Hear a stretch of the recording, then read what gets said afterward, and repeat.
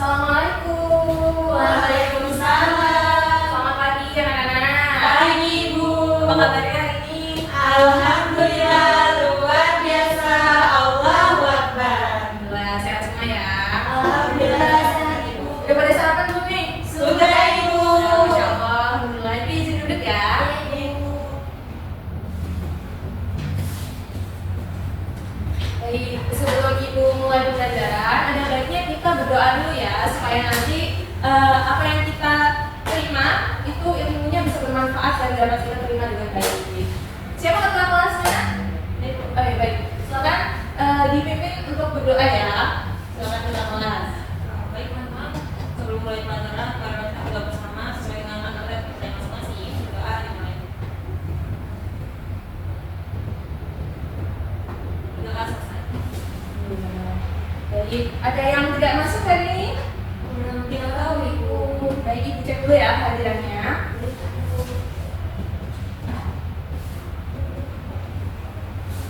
Ya, rahmatullah. Sehat ya? Dila Rizonta. Hadir Ibu. Sehat Dila. Alhamdulillah sehat Ibu. Rahma Sahida. Hadir. Sehat ya nak? Sehat Ibu. Rizka, sehat ya nih? Baik. Sehat Rizka? Alhamdulillah sehat Ibu. Ya, sehat ya. Karena sekarang itu lagi musim pancaroba. Kita kan nggak tahu kapan sakit ya. Jaga kesehatannya, jangan ditinggalin makannya ya. Baik.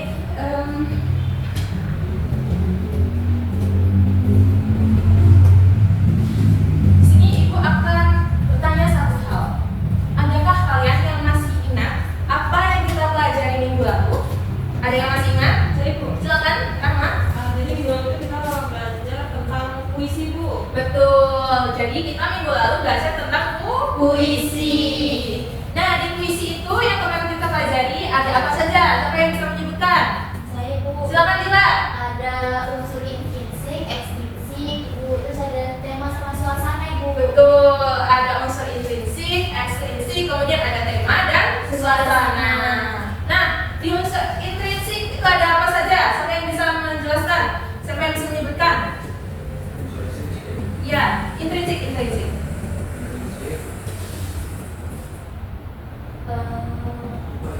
Lupa ya, tidak apa-apa. Mungkin nanti bisa dibaca-baca lagi ya.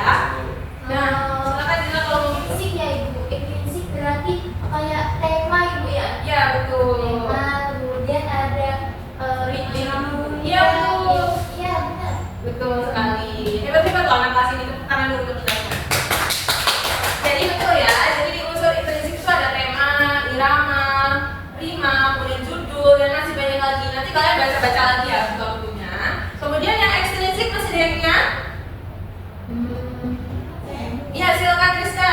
Jika tidak salah itu seingat saya unsur ekstrinsi dalam puisi itu terdapat dari aspek historinya, Ya. kemudian aspek psikologisnya, Ya. filsafatnya, kemudian juga ada religiusnya Ibu. Betul, jadi unsur-unsur ekstrinsik itu ada dari luar puisinya ya, tapi bisa berkaitan dengan nilai-nilai sosial. Jadi lebih dibaca lagi catatannya kemarin. Kemarin dicatat kan? Ya, bagus. Hari ini Ibu akan memberikan materi baru mengenai mengidentifikasi elemen dalam teks naratif. Sebelumnya Ibu akan jelaskan tujuan pembelajaran pada hari ini. Itu adalah Ibu harap kalian nanti dapat memahami apa yang Ibu sampaikan, kemudian kalian dapat menerapkannya ketika kalian mengidentifikasi suatu teks naratif gitu. Nah, di sini ada mengidentifikasi elemen dalam teks naratif. Nanti Ibu akan jelaskan materinya, kemudian kalian akan memperhatikan Ibu, dan nanti kalian kalau ada yang belum paham bisa bertanya, dan kemudian nanti Ibu akan berikan jawaban yang sesuai. Langsung saja ke materinya.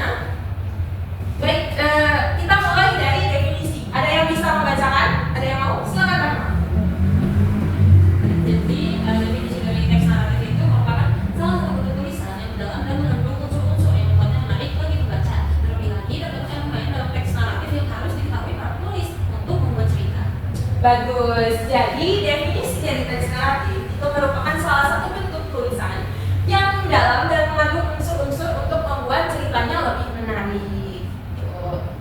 definisi ya. Selanjutnya kita masuk ke elemen.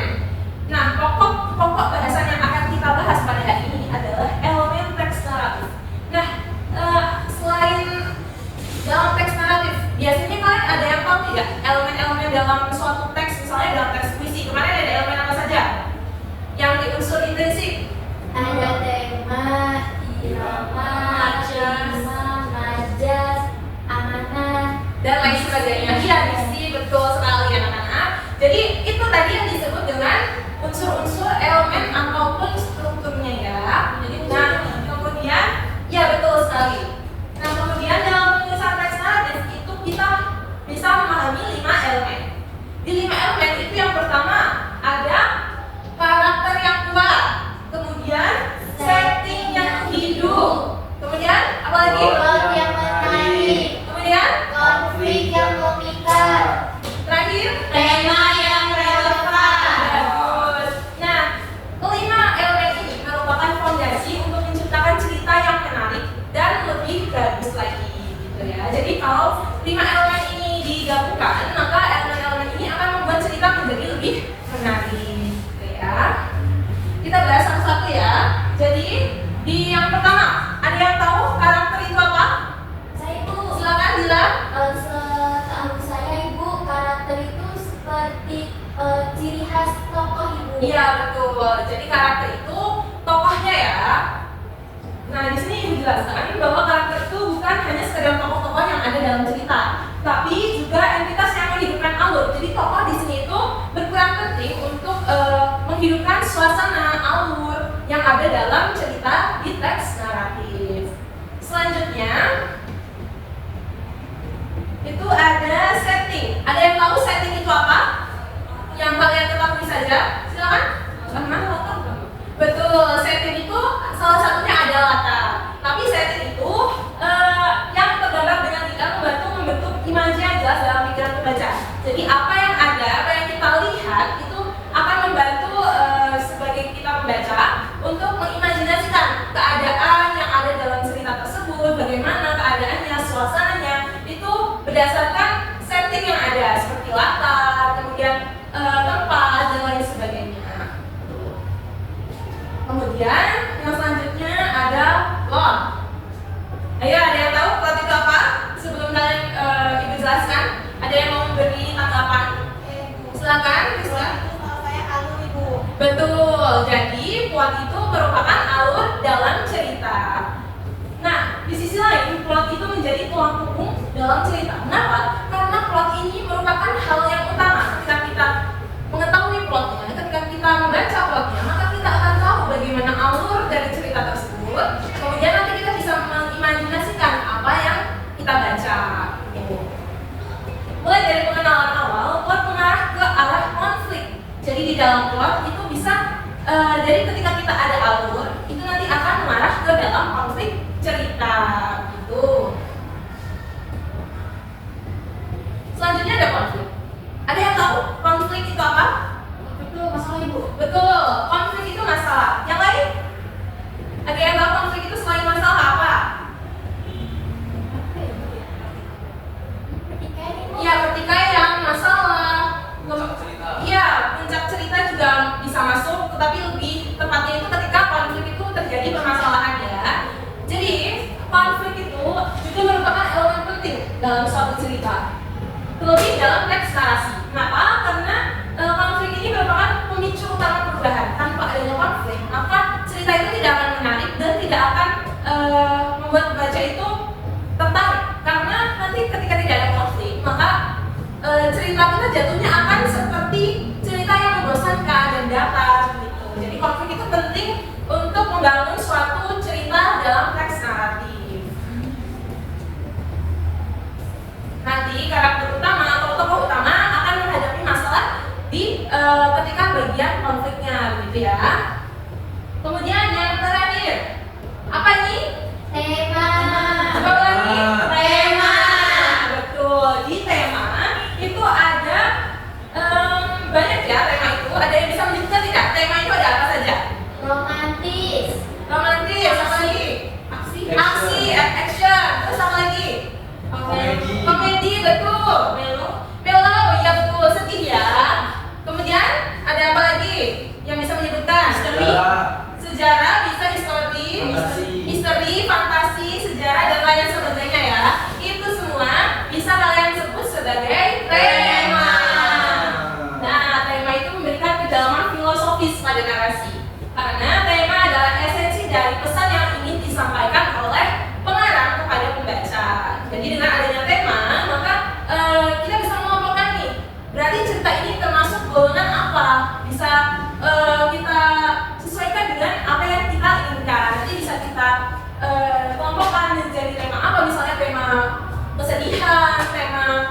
romantis dan lain sebagainya. Itu tadi merupakan Tema. Oh iya, sekarang ibu mau kalian menyebutkan. Tadi kan ada 5 elemen tuh. Di 5 elemen itu ada apa saja? Ayo. Karakter yang kuat, setting yang hidup, yang menarik, yang memikat. Betul sekali. Relevan. Iya, betul sekali. Ada 5 ya. Ada karakter, ada setting, kemudian ada plot, konflik, dan tema. Betul sekali. Tepuk tangan untuk semua. Bagus ya, ibu senang kalian sangat memperhatikan di dalam kelas ini. Bagus, pertahankan ya anak. Baik, itu tadi apa yang ibu jelaskan. Nah, kira-kira ada tidak yang masih kurang paham dengan penjelasan ibu? Silakan yang mau bertanya. Silakan Dila.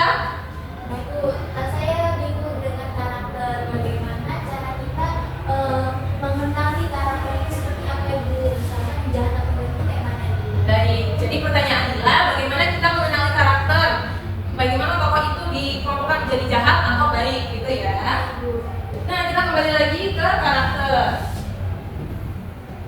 Jadi, karakter ini kan tokoh ya. Bagaimana tokoh itu hadir dalam suatu cerita. Nah, bagaimana kita mengelompokkan tokoh jahat, tokoh baik? Itu ketika kita membaca ceritanya, kemudian nanti kita akan mengetahui karakter dari tokoh tersebut gitu. Jadi kita baca dulu bagaimana tokoh itu dideskripsikan dalam teks naratif. Nah, nanti kita akan tahu bagaimana sosok atau karakter dari si tokoh ini. Misalnya ya, kalian pernah baca bawang putih dan bawang merah? Pernah. Bagus. Nah, di yang jahat itu siapa? Bawang merah. Kemudian yang baik itu siapa? Bawang putih. Betul. Nah, jadi yang jahat itu bawang merah karena kalian membaca perilaku dan kelakuan dari si bawang merah. Maka kalian bisa mengelompokkan dia ke tokoh jahat karena ada kelakuan, sikap, perilaku yang mengarah ke arah kejahatan. Sedangkan kita kelompokkan bawang putih ke kelompok tokoh yang baik atau tokoh protagonis karena kita melihat perilakunya yang sabar, kemudian ramah, baik, dan suka menolong. Nah, itu akan bisa membuat kita tahu bagaimana karakter dari tokoh-tokoh yang ada dalam cerita. Masih ada yang belum paham? Cukup, Ibu. Dila sudah jelas tadi? Sudah jelas, Ibu. Baik. Yang lain kalau misalnya ada yang belum jelas, nanti bertanya dengan rekan-rekan di sampingnya ya. Baik. Kemudian Ibu ingin tanya, ada yang bisa menyimpulkan materi yang kita dapatkan hari ini? Silakan. Ya, silakan Dila. Jadi hari ini kita belajar mengenai elemen-elemen dalam teks naratif. Betul. Jadi ada karakter itu harus yang kuat, kemudian setting yang hidup, Betul. kemudian plot yang menarik, Betul. konflik yang memikat, dan tema yang relevan untuk membuat sebuah teks naratif yang baik dan benar, Ibu. Bagus Dila. Jadi kita sebutkan lagi tadi di elemen dalam teks naratif ada apa saja? Ada 5. Karakter, setting, plot, konflik, dan tema. Betul sekali. Tepuk tangan untuk kita semua. Nah, sekarang Ibu mau memberikan tugas untuk kalian semua. Jadi kalian bisa buka bukunya di halaman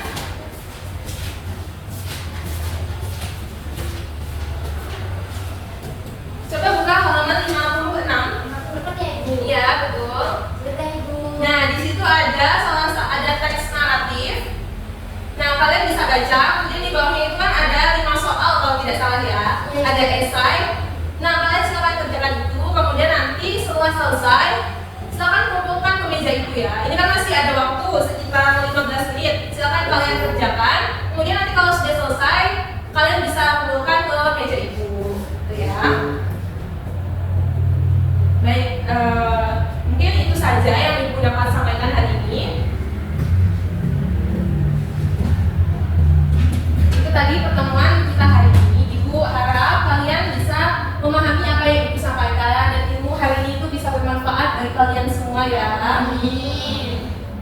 selalu jaga kesehatan karena kita tidak tahu nanti kita akan sakit atau tidak. Nah, jadi lebih baik mencegah sebelum mengobati.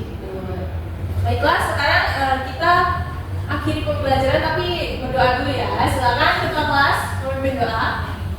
Mari teman-teman, sebelum kita mengakhiri pembelajaran, kita berdoa terlebih dahulu sesuai dengan agama kita masing-masing. Berdoa. Berdoa selesai. Alhamdulillah. Terima kasih ketua kelas. Baik, itu tadi pembelajaran dari Ibu.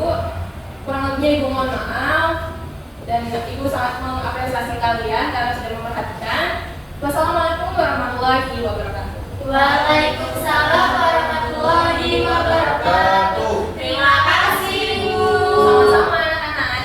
Assalamualaikum warahmatullahi wabarakatuh. Nama saya Arya Rahmatullah sebagai observer lisan dari saudari Alifia Desi Nuraini. Di sini saya akan menyampaikan apa yang sudah saya nilai sebagai observer lisan. Yang pertama yaitu ini mencakup keterampilan mengajar bertanya.